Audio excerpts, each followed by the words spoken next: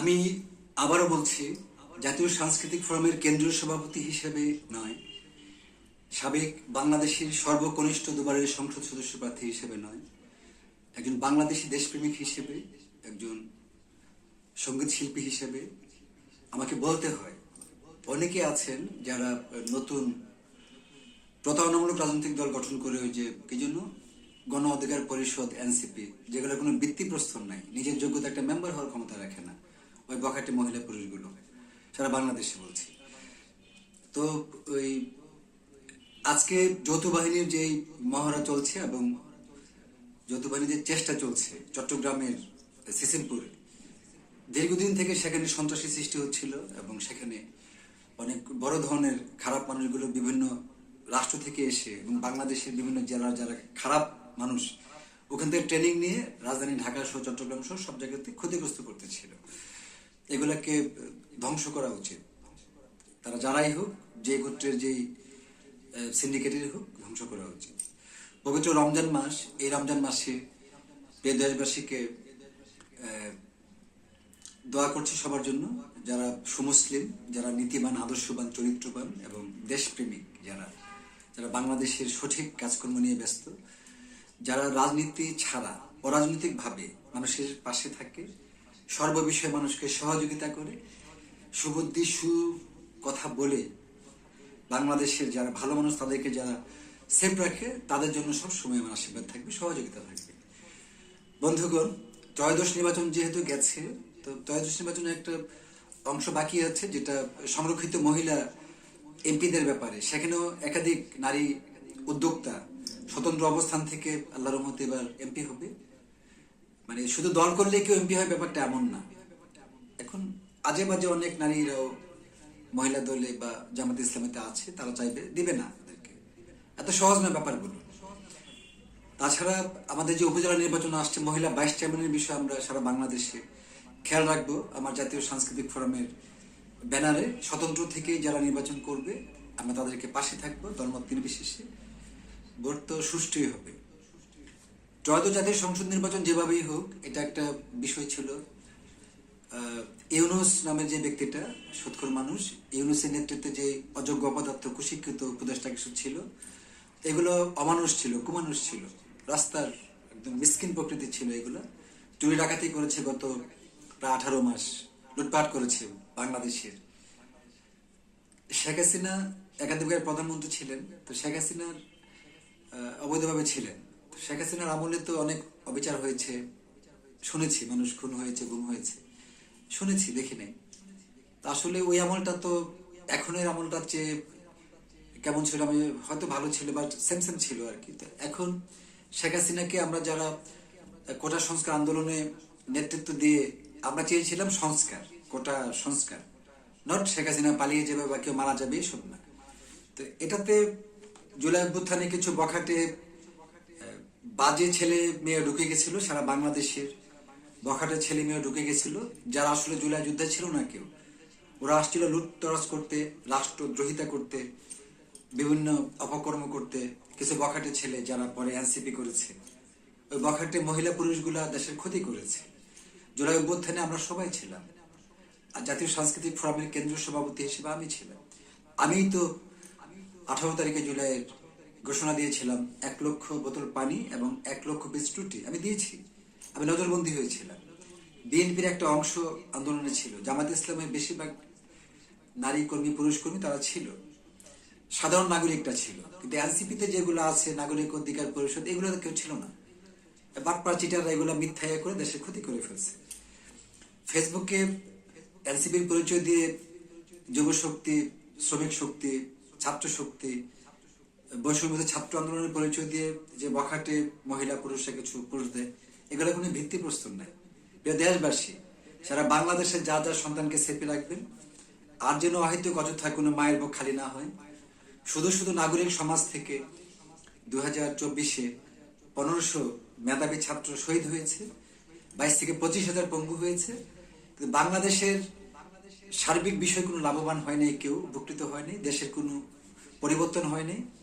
এটা এনসিপি, নাগরিক পরিষদ, অধিকার পরিষদ, কিছু বখাটে ছেলে মেয়ে 2-4টা এমপি হয়েছে বাটপারি সেটপারি করে। আর আর বিএনপি ক্ষমতায় আসার কথা না থাকলেও যেহেতু কোনো দল নাই, একটা দল, তো দুটা দলে মিলে হয়তো একটা সিস্টেম করে জামাত ইসলাম বিরোধী দল হওয়ার জন্য আওয়ামী লীগ এবং জাতীয় পার্টিকে স্টপ রেখেছিল। কারণ জামাত ইসলামের এত গুরুত্বপূর্ণ অবস্থান ছিল না দেশে, খালি মাঠ থাকাতে জামাতকে কিছু সিট দেওয়া হয়েছে শুনেছি। এবং বিএনপি যেহেতু সিনিয়র দল, আগের কেউ নাই মাঠে, কি করবে, ছাত্র 2 জন, তরুণ 1-2, এরকম নির্বাচনটা হয়েছে। তারপরে ধন্যবাদ আমার স্নেহের বাগিনা বর্তমান প্রধানমন্ত্রী জনাব তারেক রহমানের গুরুত্বপূর্ণ উপদেষ্টা এবং 4টা মন্ত্রণালয় যিনি প্রতিমন্ত্রীর দায়িত্বে রয়েছেন এবং উপদেষ্টা পরিষদে আছেন। তো তিনি ডক্টর মাহাদি আমিন, মানে ক্যামব্রিজের শিক্ষক, আর এমনিতে বিএনপির যে 31 দফাটা তৈরি করেছিলেন আমার ভাগিনা ডক্টর মাহাদি আমিন তৈরি করেছিলেন। এবং বর্তমান প্রধানমন্ত্রী জনাব তারেক রহমান অবশ্যই মাহাদি আমিনকে সর্বোচ্চ গুরুত্ব দিয়েছে। বর্তমান প্রধানমন্ত্রী জনাব তারেক রহমানকে আন্তরিক ধন্যবাদ যে দেশে এখন আর কোনো মব সৃষ্টি হচ্ছে না, অপকর্ম হচ্ছে না, মানে স্বাধীনভাবে মানুষ চলতে পারছে।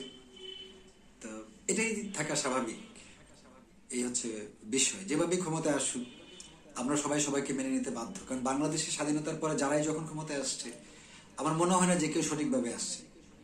বিভিন্নভাবে হিব্রু পন্থায়, সামরিক পন্থা, বা দিনের পর রাতে করে, বা একজন মানে দেশপ্রেমের পক্ষে ছিল, অন্যজন দেশপ্রেমের পক্ষে ছিল না, এমন মানুষ চলে আসছে বিভিন্নভাবে। তো এই জন্য যে যখনই আসে স্বাগতম, কিছু করার নাই। বাংলাদেশের মানুষ যেমন, রাষ্ট্র যারা পরিচালনা করে তারা এমনই থাকবে, এটাই তো বাস্তবতা। এখানে কোনো নারীর, কোনো পুরুষের কোনো কৃতিত্ব নাই। বখাটে নারী পুরুষ অনেক সময় উল্টাপাল্টা বলে, না বুঝে ফেসবুকে পোস্ট দেয়। এই নিজের যোগ্যতা যে নারীদের নাই, যে পুরুষদের নাই, যাদের কিছুই নেই, জন্ম বৃথা, বাবা মা আছে কিনা সন্দেহ, তারাই অন্যের পরিচয় দিয়ে ফেসবুকে কথা বলে, মাথার উপরে অন্যের মানুষের ছবি রাখে। এটা ঠিক না।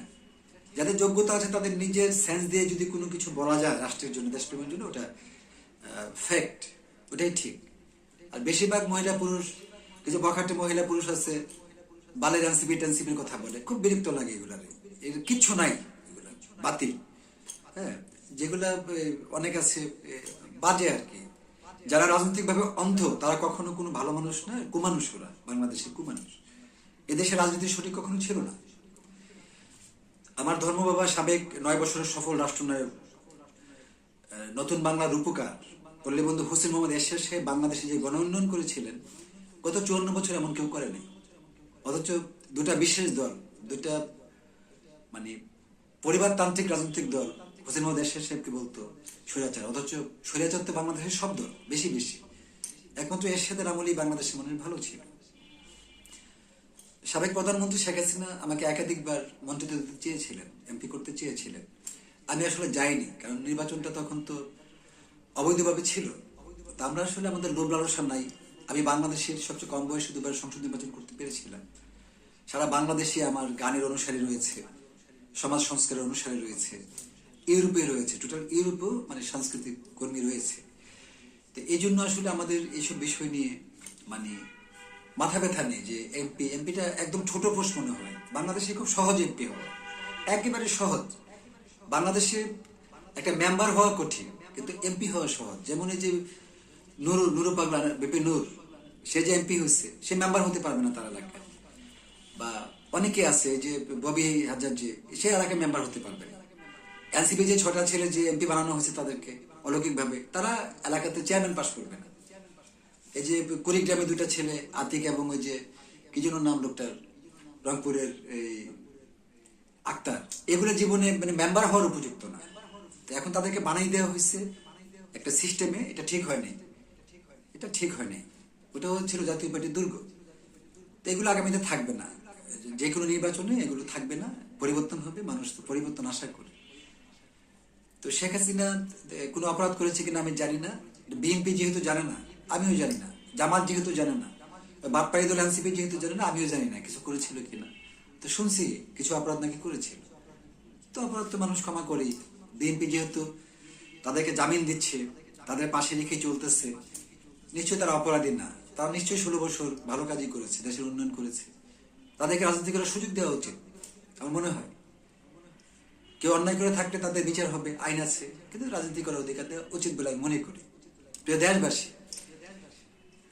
আগত সকল নির্বাচনে যে নির্বাচনগুলো হবে বাকি আছে, ঢাকা সিটি কর্পোরেশন, উত্তর দক্ষিণ সারা বাংলাদেশে, এই নির্বাচনগুলোতে অবশ্যই মানে ভালো মানুষকে ভোট দিবেন দলমত নির্বিশেষে।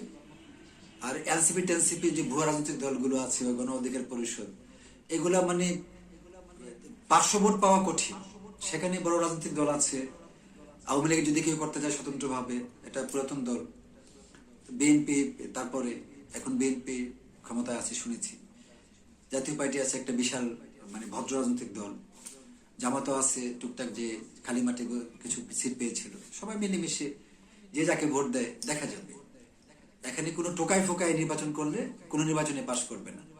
নারীদের ব্যাপারে যারা নীতিবান, আদর্শবান, চরিত্রবান, যারা একাধিক পুরুষ বাজনা, যারা অসৎ পথে যায়নি, যারা এনসিপিতে যে বদনাম করেনি, বা মহিলা দলে থাকলেও বদনাম করেনি, বা আওয়ামী লীগে থাকলেও বদনাম করেনি, বা জামাতে ইসলামে থাকলেও বদনাম নাই, এমন ধরনের নারীরা ভাইস চেয়ারম্যান প্রার্থী হলে আমরা তাদেরকে সাহায্য করব। আর ভাইস চেয়ারম্যান হওয়ার জন্য একটা মানুষকে শুধু চরিত্রবান, নীতিবান, আদর্শবান হওয়া দরকার। এটা কোনো দলের বিষয় হবে না বলে আমি বিশ্বাস করি, আমি আশা করি। কেন